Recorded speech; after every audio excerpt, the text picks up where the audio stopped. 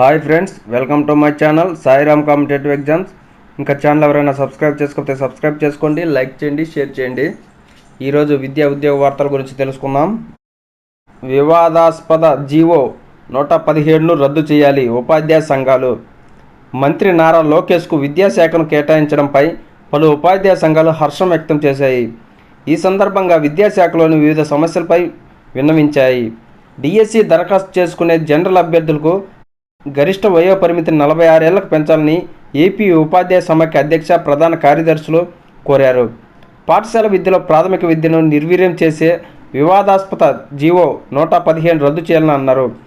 ఉన్నత పాఠశాలలో విలీనం చేసిన 3, 4, 5 తరగతులను వెనక్కి తీసుకురావాలని, ఈ విధానాన్ని నిలిపివేయాలని ఏపీ ప్రాథమిక ఉపాధ్యాయుల సంఘం రాష్ట్ర అధ్యక్ష ప్రధాన కార్యదర్శులు కోరారు.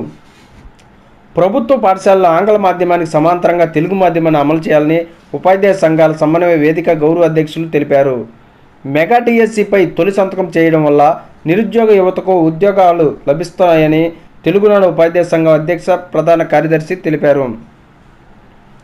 ప్రాథమిక పాఠశాలలోనూ 2 టీచర్లు ఉండాలని, ఉన్నత పాఠశాలలో గ్రేడ్ 2 ప్రధానోపాధ్యాయ పోస్టులను పునరుద్ధరించాలని పీఆర్టీయూ అధ్యక్ష ప్రధాన కార్యదర్శులు కోరారు. విద్యార్థుల ప్రవేశాలకు నేను బడికి పోతా కార్యక్రమం.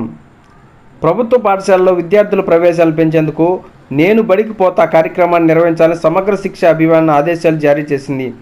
జూలై 12 వరకు ఈ కార్యక్రమాన్ని నిర్వహించేందుకు మార్గదర్శకాలు విడుదల చేసింది. 6 నుంచి 14 ఏళ్లలోపు ఉన్న పిల్లలందరూ బడుల్లో ఉండేలా చూడాలని, 100% ప్రవేశాలు ఉండాలని సూచించింది. బడి మానేసిన పిల్లల్ని మళ్లీ పాఠశాలలో చేర్పించాలని పేర్కొంది.